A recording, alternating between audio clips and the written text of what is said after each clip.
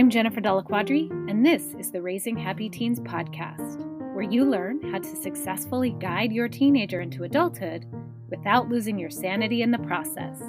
Let's do this.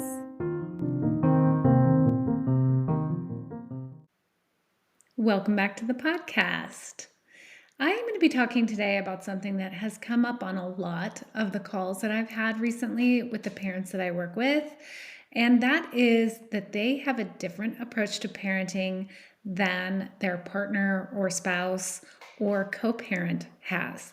So many of the parents I've worked with in the past come from a divorced relationship where their teenager is spending time with them and then also spending time with their other parent somewhere else.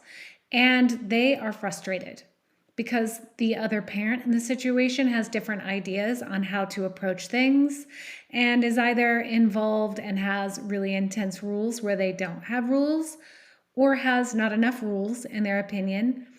And this can be really challenging because it really feels like they don't have control over half of what happens in their teenager's life. And they really are wanting to instill a sense of values into their teen, but for like half of the time, they feel like they don't really have a say. And so it's really frustrating for them. And I've coached a lot of my clients around this situation. So I thought it might be about time to do a podcast on this. And like I said, a lot of this comes down to a lack of control and also the fact that your teenager is in that period of time where they are nearing potentially leaving the house and being an adult. And so there's like a lot of this pressure to get it all figured out and to make sure that they learn what they need to learn. At the same time, teenagers are testing limits at this period, maybe acting out or breaking the rules. And one parent does really well with follow through, the other parent maybe not.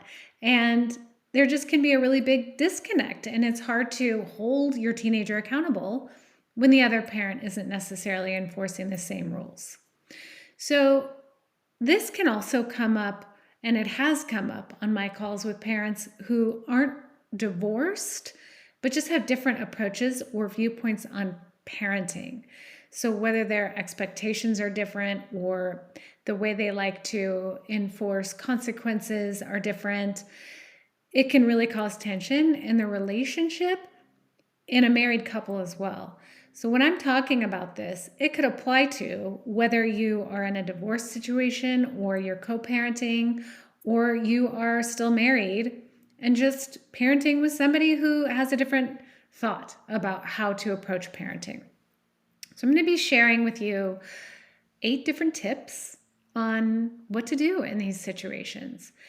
And many of these tips maybe you've heard before. I recommend setting your frustration aside for a moment and just focusing on the outcome that you're after. And my guess is if you're here listening to this podcast, the outcome that you're after is to have a good relationship with your teenager and to help really raise them to be a responsible, resilient, independent adult. And this is a frustration that is getting in the way of that relationship or that development. See if you can set that frustration aside for just a bit and hear these tips with fresh eyes. And remember that your ability to focus in on these 8 things could really impact your relationship with your teenager, potentially your relationship with your co-parenting partner or ex or spouse, so that there's a little more harmony in the relationship and a little bit less resentment. So let's go ahead and dive into the 8 tips. You know me, I like to keep it short and sweet, right to the point. So tip number 1 is try not to judge. And I know that this is probably one of the hardest things to do as a person, as a parent, as a co-parent. Try not to judge what you are seeing on the other side. I've had conversations with parents who are no longer living with their ex, and they know what's going on in their ex's house. They have no control over what's going on, and it is complete opposite of what they value as a person. And the frustration that they have and the judgment that they have is something that we really work on together, because that judgment is getting in the way of them having a relationship with their teenager. And of course, they're coming to me because they want to have a good relationship with their teenager. So, as much as you can, set the judgment aside. Try to avoid criticizing them, and do what you can to not try to control what's going on over there. What's going on when your teenager's at their house, especially talking badly about them in front of your teen, criticizing them in front of your teen. Let those frustrations out somewhere else. Find another place where you can express your frustrations and let them go as much as you can, setting that judgment aside. And then what I would recommend, as instead of judging, is to double down on your parenting approach. Double down on the values that you really want to instill in your teenager, and really keep the focus on what you can control in this situation. So setting the judgment aside is tip number 1. Tip number 2 is to try to think about what the other parent is doing right. So often our brains want to go to what's not working, or the frustration leads us to only see the things that we don't like. But if you're able to at least shift to the things that you see that you do like, or that are at least somewhat neutral, it will impact your energy around the situation. And it can even just be small things like they have food in the refrigerator, or they provide clothing and transportation for their child. It doesn't have to be really big things. In fact, the more you can focus on the smaller things, the better. Because there probably are more small things that you could be appreciative of than there are really big things that frustrate you.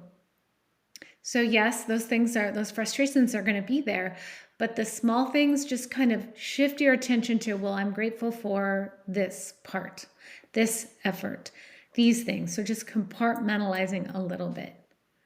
And if anything, it's going to help with your frame of mind. It's going to change the way you behave when you're with your teenager, and it's also going to impact the way you feel, so that you're not carrying that heavy burden and frustration all of the time, because it's not healthy for you. Number 3 is to see if you and the other parent can come together on the important things. You may not agree on everything, and no parent or parent team is going to agree on everything. It's just, there's going to be disagreements, and that's okay. But come together on the important things as much as possible. Things like school, grades, screen time, behavior, of course, safety, and also, if at all possible, the consequences of breaking the rules, crossing boundaries, keeping that consistent as much as possible, and communication between the two of you about big things. So, like I said, rule breaking or grades in school.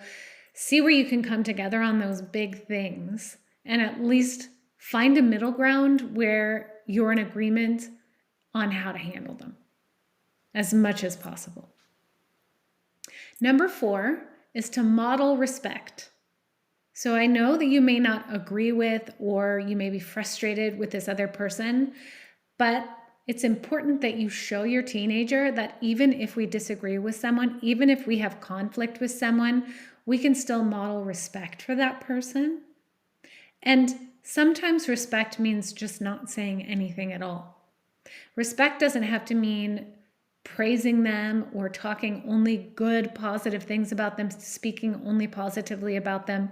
It can just mean, I'm going to hold my tongue. When I really want to say something, I'm going to hold back, and I'm not going to say something, because I want to model to my teenager how a respectful adult handles situations.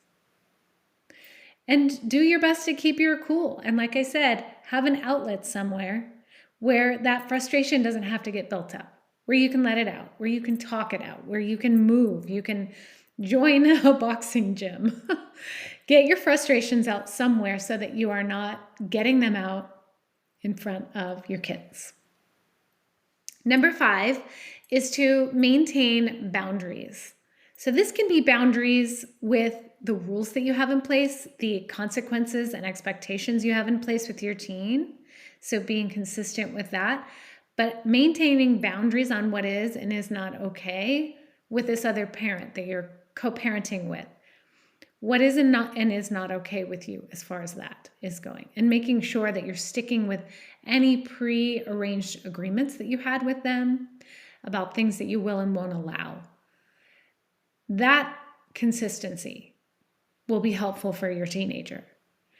And if the relationship with your ex is really tense or it's filled with a lot of conflict, there are ways to parent to reduce the conflict, like parallel parenting, where you're not talking as much, you're not in connection with each other as much, totally separate, to at least be able to protect your child so they're not around the conflict all of the time. So hold your boundaries. And I've also had clients who have rules in place that they agreed upon long ago when they got divorced on when the kids were going to be where. And sometimes once the teenager starts to drive, that can be a little bit muddied. Because if your teenager really prefers to be at your house and they're supposed to be at your ex's house, it can be a little bit tricky when they're actually able to drive themselves and come over. But sometimes it's important to keep those boundaries. Like, this is your weekend with this person. You're not supposed to be at my house. Keeping those boundaries with love and respect for yourself and respect for your ex as well. And also just to reduce any unnecessary conflict with your ex. Number 6 is to remember that your teenager is going to be able to adapt to differing expectations. So yes, it would be a wonderful situation if everybody really knew the rules, everybody agreed on the values, everybody was on the same page. But if that's not the situation, whether you're married still or not, it's really important to know that kids are adaptable.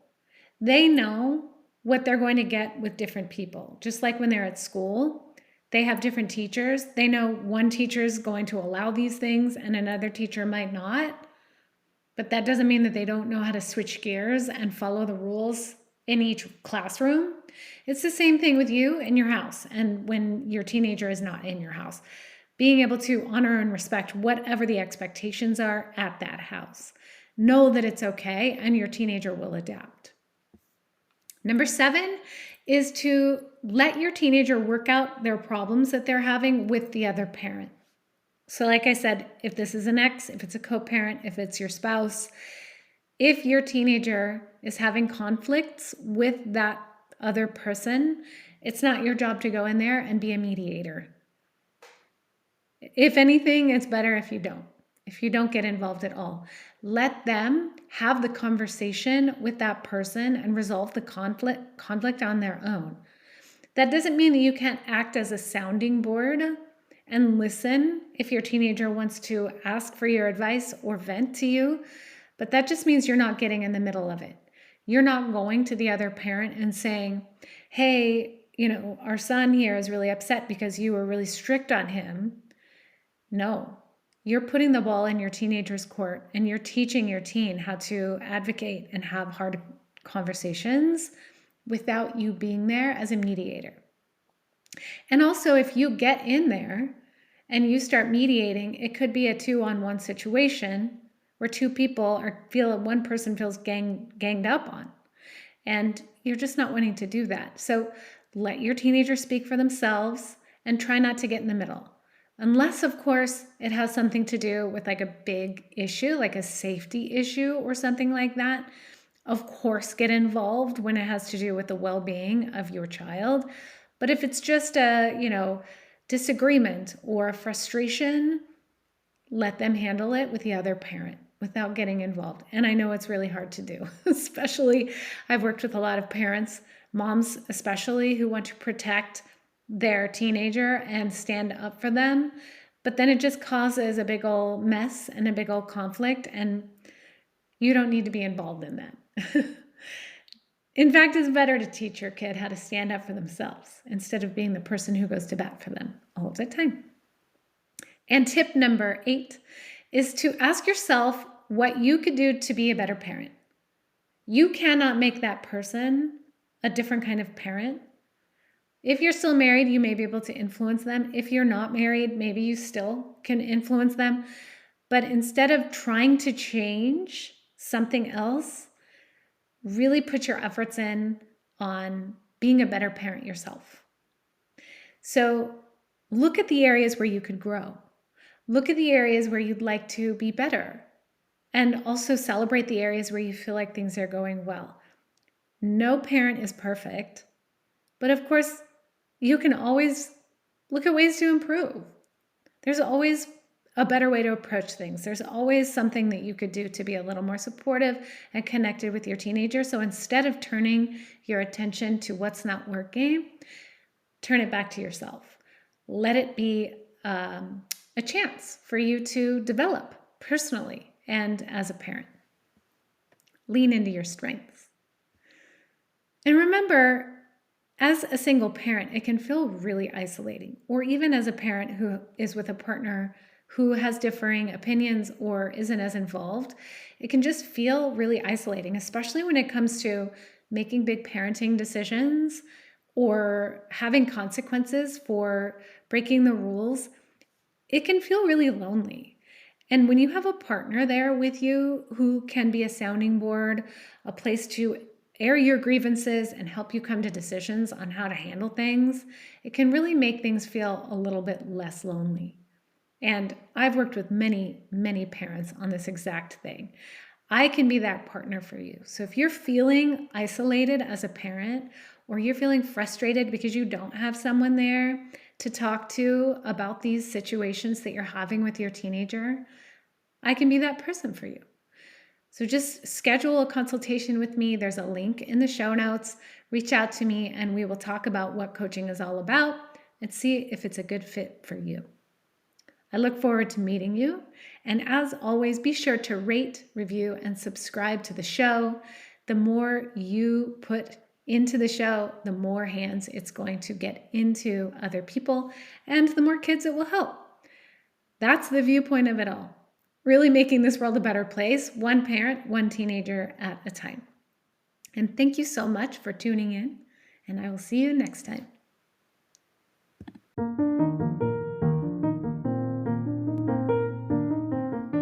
If you liked this episode, I'd like to invite you to join Raising Happy Teens, my free online community for parents of teenagers, where every week I host Ask a Coach.